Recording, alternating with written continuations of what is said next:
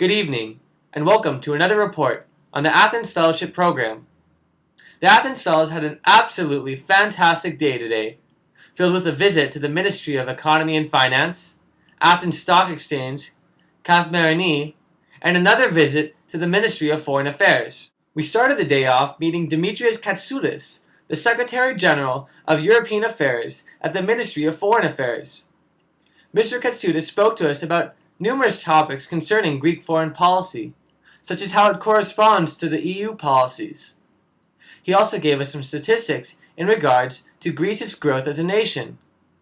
Q&A with Mr. Katsoudis focused heavily on topics including the Lisbon Treaty and Greco-Turkish relations. A web of relations all over the world.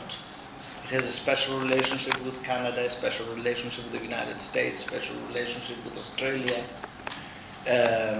We have the southern partnership with the countries which are, mostly the Arab countries plus Israel in the south. And another web of relationships which is called the Eastern Partnership, it is going now to be called the Eastern Partnership. Until now it was called the Eastern Neighborhood Policy. Yesterday we spoke with the Secretary General of the Ministry of Information, and we talked about Turkey and some of the Greek foreign policy with Turkey, and we brought up the ecumenical patriarch issue, and he stated that the policy goes beyond just Greece because it's an issue that affects all of Europe. So my question is, since Greece has other major issues with Turkey, such as the Aegean Sea dispute, Turkish troops in Cyprus, and illegal immigration, how does Greek foreign policy differ from the foreign policy of the EU and other European nations? And then finally, how is Greece working with the EU to make progress in attaining successful diplomacy with Turkey? All right, very good question. One major success of Greek diplomacy in the last 10 years, roughly, was the fact that all of what you described, you just very, very, very correctly described, and very well structured question, all of this is part of the framework of the negotiations of getting Turkey into the EU. So these issues are not anymore just Greco-Turkish issues, but Europe-Turkish issue. It is Europe which says that for Turkey to become a full member of the EU, she must first settle her differences with Greece in the Aegean. She must stop the occupation of 37% of Cyprus. She must respect minorities, including the right of the Patriarch to train his clergy at the Chalki seminary and so on. Therefore, the whole packet is part of the process of negotiations of Turkey with the EU. And this is why there are Greek problems, but at the same time, there are now problems Turkey will have with the EU, including illegal immigration, because the EU, with Greek initiative, is sustaining chapter 24, which is the free circulation of workers, etc., to see whether Turkey will first respect her signature of the readmission protocol. Before we knew it, our first meeting was over, and students left the Foreign Affairs building in disappointment, wishing their time with the General Secretary was longer.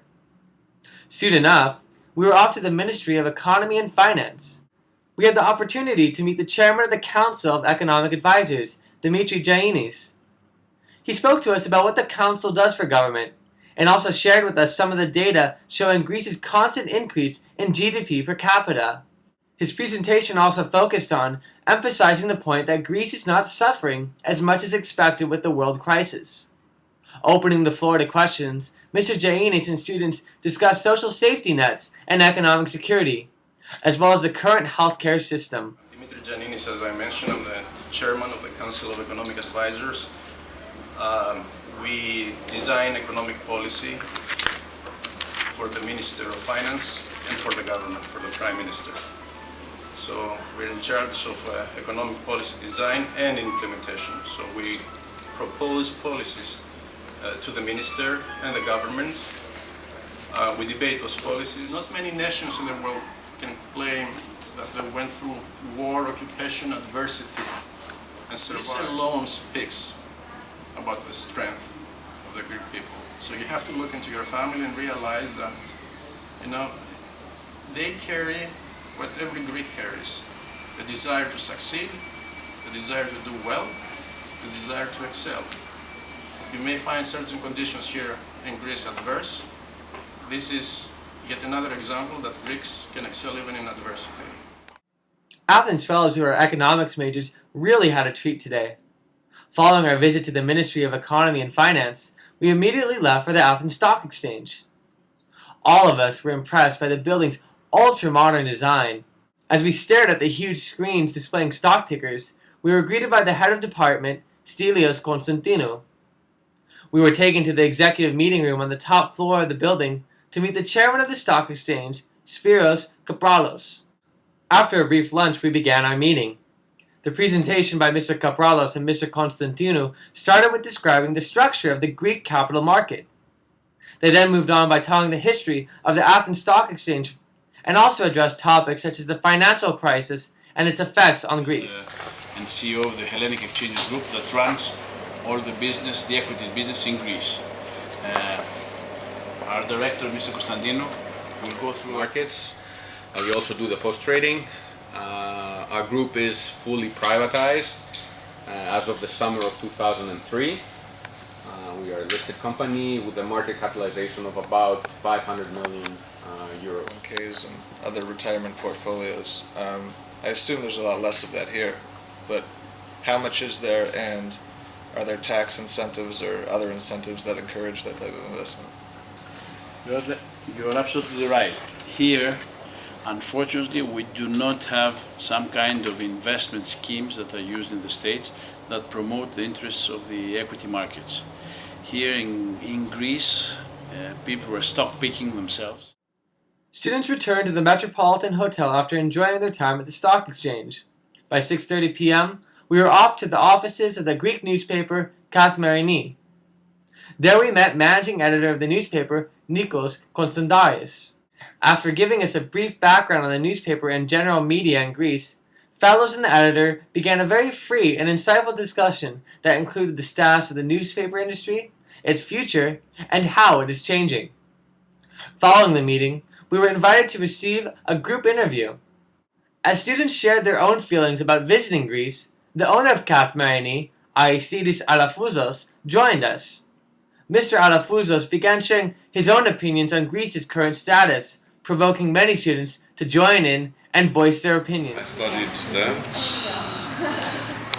and then I came here and started working as a journalist in about 87, 88, and I worked for the Associated Press for 8 years, and then I jumped to the Greek press.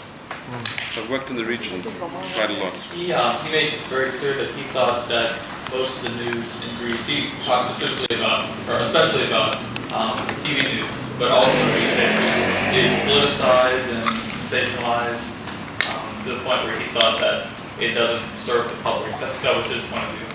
What's your opinion? He was talking about TV news, I think. Right. Well, serve the public. It's interesting hearing that from a person in a state position. They are there to serve the public. The news media are basically businesses. We are there to serve the public, and I really do believe that those who serve the public will survive and will be the most, not necessarily profitable, but will have the prestige to carry on in the future, because the future is very dark and the present is very dark. The future is completely unknown. And things are happening very rapidly. If you're interested in the news, if you read about the newspapers and the news media generally in America, I think it's more dramatic than anywhere else, where news is a business. It is hard to believe we only have 2 more days of business in Athens. This week has been passing by very quickly. From meeting government officials to business leaders, we grow more and more excited for the next day's event. Please make sure to check all the new pages on the blog, since much has been added in the last 2 days. Thanks for watching tonight's report on this eventful day. I'm Joseph Skarzensky, saying good night from Athens, Greece.